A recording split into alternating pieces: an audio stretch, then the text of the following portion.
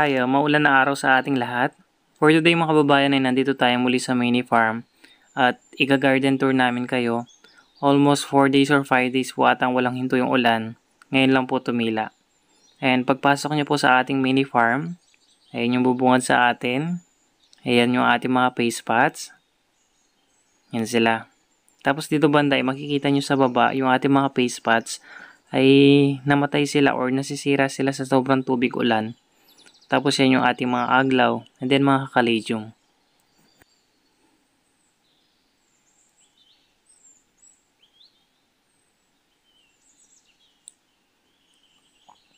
Tapos ito yung ating puno ng rambutan, ready for harvest na sila.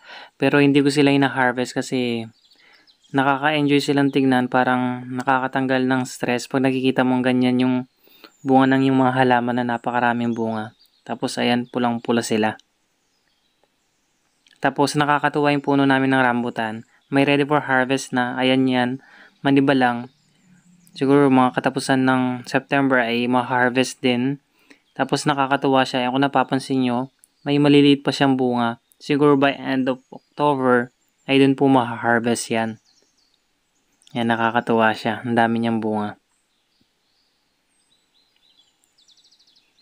Ayan, nasa taas po ako ng mini pool, parang aerial view ng ating mini farm sa unang site po.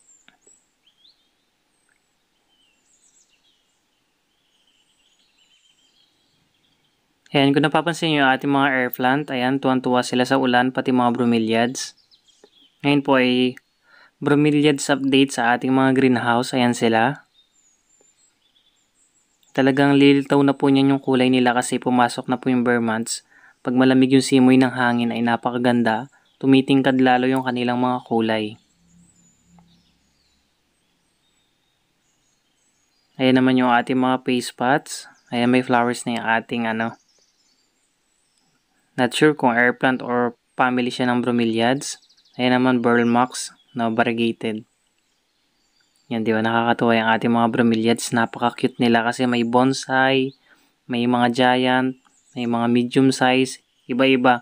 Nasa nag-aalaga kasi kung gusto niyang ipa-giant yung kanilang mga bromeliads or ipa-bonsai. Ayan po ay siya, parang bonsai, di ba? Basta small pot lang tapos gagamitin yung soil mix ay depende sa inyo kung ipa, coco dust, coco cubes, or uling. Tapos ayan, nag-harvest pala ako ng mga pop ng ating mga bromeliads. Itatanim ko. Tapos kung napapansin nyo to, ayan, ang cute ng kulay niya. Di ba, parang pampaskong kulay.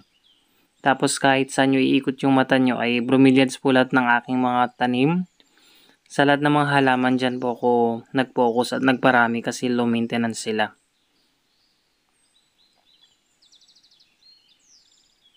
Ayan po yung hanging bromeliads. Tsaka sa halamang aglaw, ayan. Or bougainvillea sa flowering plants, ayun yung po yung kinukolek ko ngayon. Mga low maintenance na mga halaman.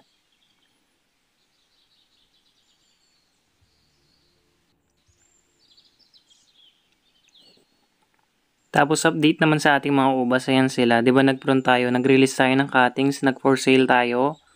Siyempre pag na-prune sila ay may lalabas pa rin na bunga. Pero hindi ko inaasahan na may matutuloy kahit na maulan yung panahon. Kung napapansin nyo ay madamo yung ating mga ubas.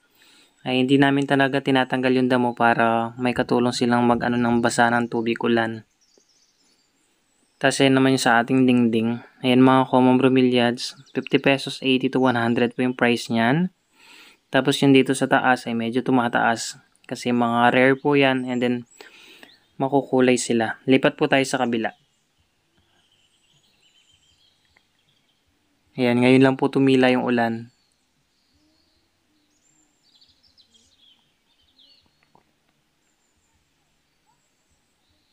Ayan yung ating greenhouse, tambak na naman ng halaman. Aayusin natin yan. Tapos yan yung ating bromeliads na naka-landscape sa ating mga driftwood. Ayan. 'Di ba? Tumitingkad na yung kulay nila. Kakapasok pa lang ng bare months.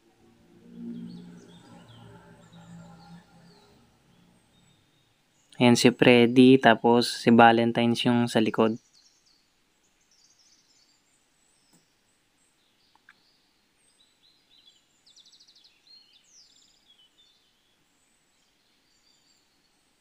Tapos dito sa baba ay mga aglaw or calathea.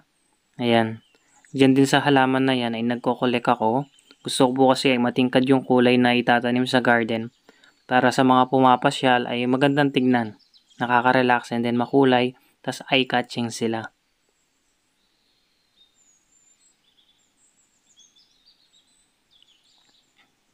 Ayan kung napapansin nyo, napakalaki ng ating Monstera, di ba? Tapos dyan nag-harvest din ako ng bromeliads, hindi pa sila natatanim. Siguro bukas ay itatanim ko po yan. Nakapag-harvest ako ng pops na siguro mga nasa 100 pieces. Common to rare po yan.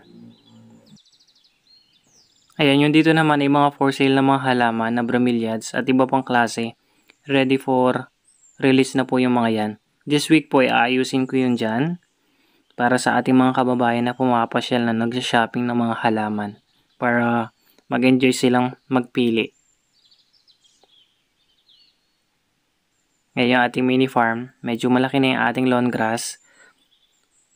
Mag-grass cut po tayo niyan. Tapos ayan, napaka-lush color ng ating pink bromeliads. Tapos yan, common po yung pula na yan. Ang cute kahit common sila.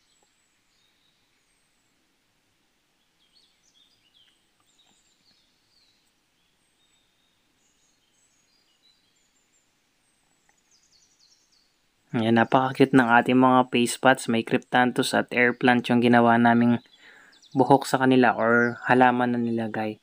Ayan po, kung napansin nyo po yung pink na bromeliads na sa greenhouse. Ayan po yung nanay niya, na-stress yung nanay niya. Hindi ko alam bakit siya na-stress. Pero pag na-stress yung bromeliads, ay naglalabas siya ng mga babies. Ayan. Tapos ayan, nakakatuwa yung kulay niyan. Ayan na. Nung binili ko yan, 4 na dahon lang. Ngayon ay dumami na.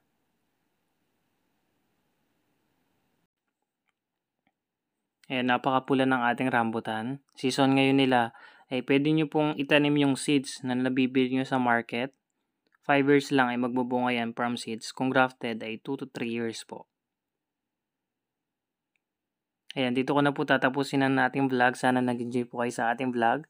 Thank you for watching and then happy gardening po.